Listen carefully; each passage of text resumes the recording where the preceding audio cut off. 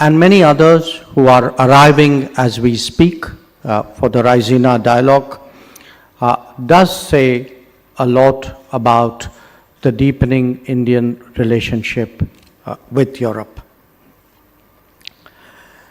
But sometimes numbers are useful as an illustration. And I tried to quantify how I could convince you that Europe is truly a priority today.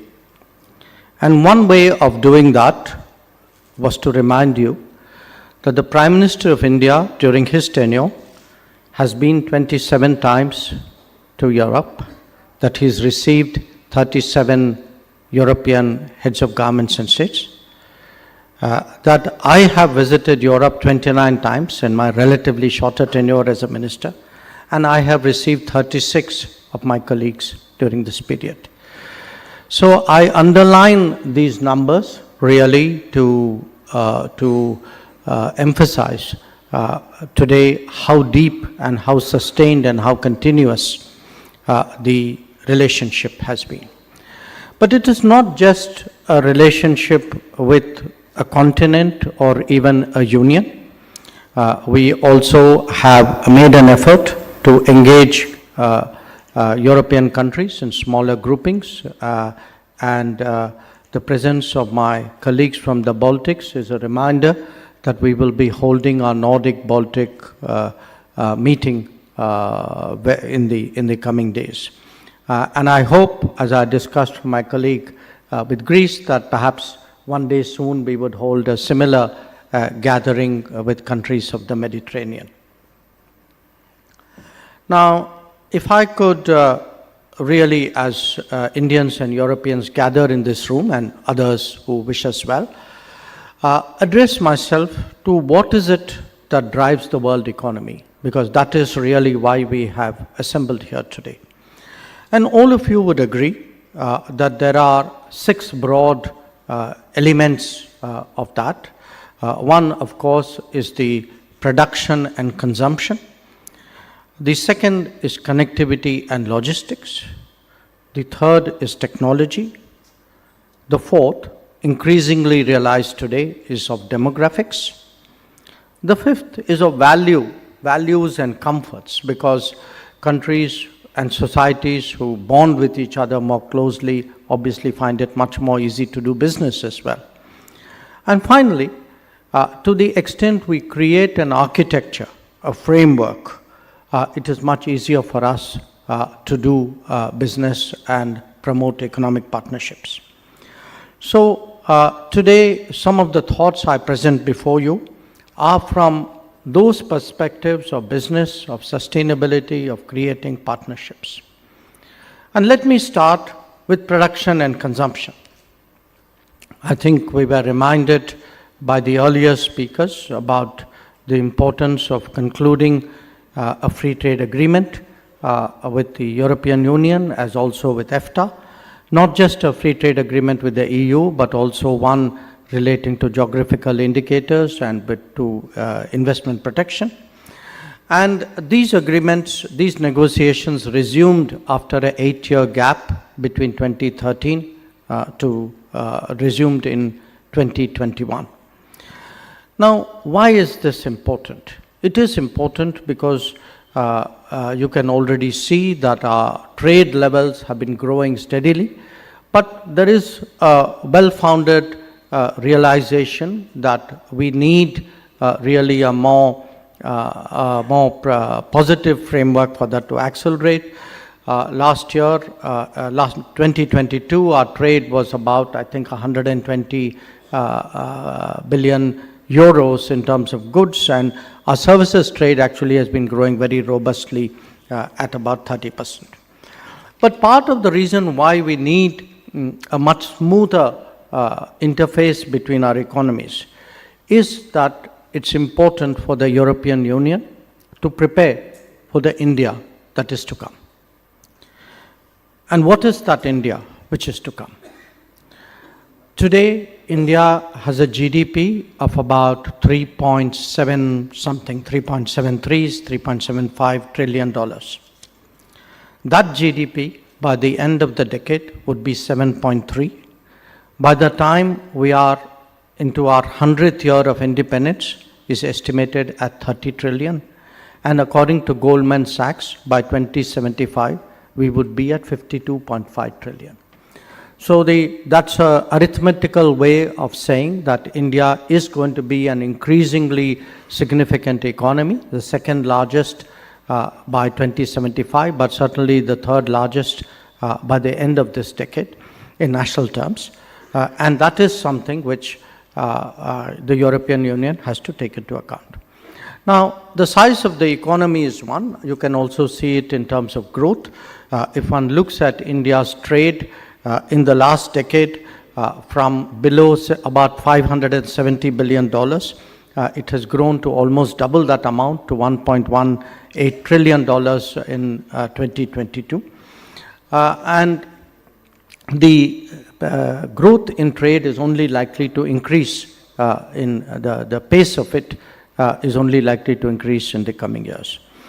Now, I mentioned those two, but there is a larger shift which is occurring in India, larger transformation, and that is reflected in making it easier to do business, in making it easier for living, in the infrastructure changes which are captured by our Gati Shakti initiative, in the digital changes which are driven by the digital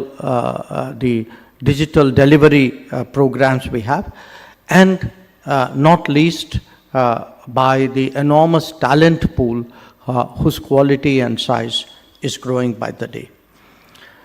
Now, while those were thoughts about production and consumption, why it is necessary today for the European Union to focus more in India and vice versa.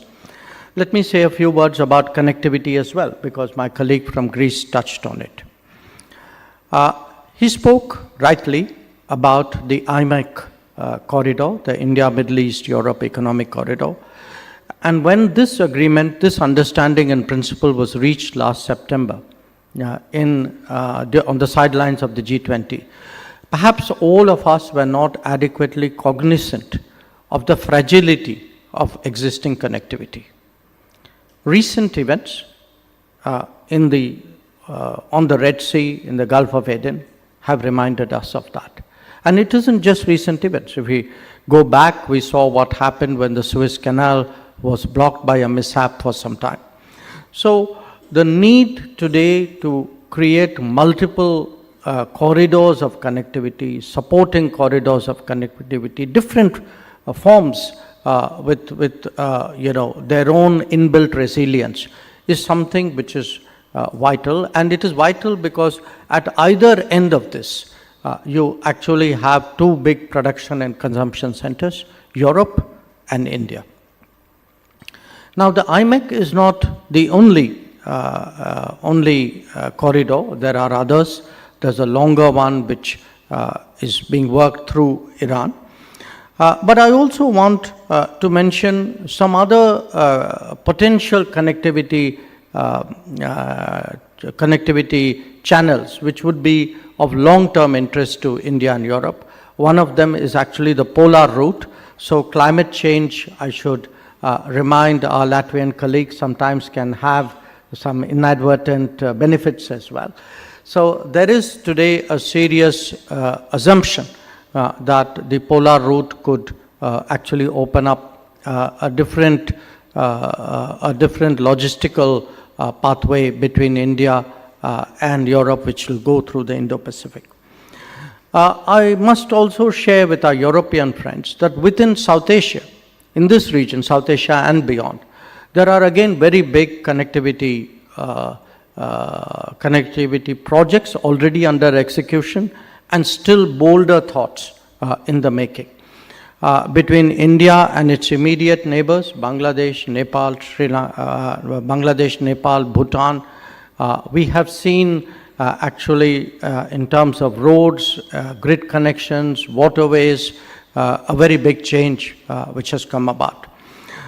There is a much more arduous project, the trilateral highway.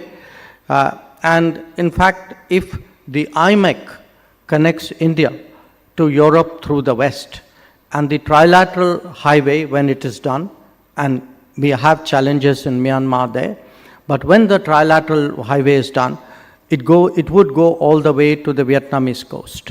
So you actually will have a lateral connectivity grid which would connect Europe all the way to the Pacific, mostly by land. So it is surely a thought for your consideration. Now on connectivity, I think we would particularly value working with Europe because it is important today that connectivity is collaborative, it is transparent, it is based on viable projects, it doesn't have hidden agendas, and by doing that, we will set before the world a model of how international cooperation on connectivity should work, and we hope that other countries will draw appropriate lessons from that model. Now, the other factor I mentioned was technology. And surely in a digital age, I think we all appreciate the importance of trust and transparency. This is the age of AI, it is the age of electric vehicles, it is of critical emerging technologies, of space, and really of smart cities and smart technologies.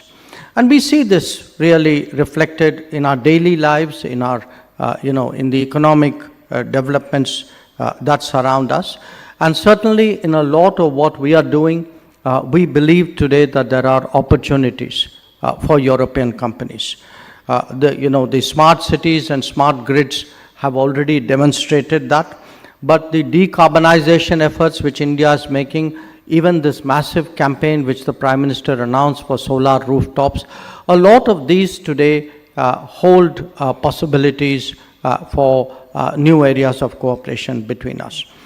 But there are areas where we cannot be impervious to its security implications. We talk often of renewables, but perhaps we do not adequately focus on what the reliability of those renewables are. Similarly, we are in a digital age. Today, the entire semiconductor environment, the phrase chips war, is itself an assertion of the geopolitics which surrounds technology. So it is natural today as key partners that we have a Trade and Technology Council. The EU has it only with the United States and India. We recognize the significance of that choice. I met Vice President Vestager in Munich, and certainly it is our intention to hold the next meeting of the TTC this year, hopefully sooner rather than later. A few words about demographics. I think today the skills and talent issue is something which is faced by businesses across the world. And a lot of what businesses try to do is to plug those gaps and ensure that they have the access which is necessary for continued growth. Now, we have in the last few years concluded a number of agreements on mobility with our European partners. And the plus point of these agreements are that, one, they promote legal movement, and two, they promote movement of certain skill sets. So it is something which fits in very neatly with the consumer requirement at the other end as well. And here I just want to share with people in business I would say almost the explosion which you see in India's talent capabilities. That if one looks just at the last decade, in the last decade, 7,000 new colleges have opened in India, which means 2 new colleges per day in the last decade. There have been 400 new universities, 8 new institutes of technology, 8 new institutes of management, 13 new institutes of medical sciences, what we call the All India Medical Sciences, 16 new institutes of information technology, and 74 institutions of national importance. So I just throw those numbers at you because I want you to grasp today the transformation not just in our infrastructure, not just in our governance, but also in the human resources of this country. And the way we are heading into the digital age, into the knowledge economy, it is that human resource which will actually be the real connect between us. Which brings me, of course, to the importance of values. I think, again, part of the tailwind we have in developing our business is the extent of trust that as pluralistic societies, as market economies, I think we know intuitively there are things we do, there are things we don't do. And the systems, I think, engender a great deal of comfort, which will certainly be helpful to the partnership. And finally, as I said, we need a framework. Today, the world after COVID is looking at a new form of globalization. A form of globalization where we are more secure in our own countries and regions, where there is greater resilience and reliability in supply chains, where there is greater trust and transparency in the digital world. In a sense, I would say the economic description of that very multipolarity which my colleague from Greece referred to. So once again, let me thank you all today for the opportunity to speak to you. And I would like to end in a way with a comment on something which my Estonian colleague said. He said that, you know, democracies work, and that's why we change governments. Believe me, in this country, we know when democracy really works, we re-elect governments. So I want to promise our European colleagues that there will be stability, there will be continuity, there will be more vision, there will be more change, there will be greater reform, and there will be certainly more business. Thank you once again.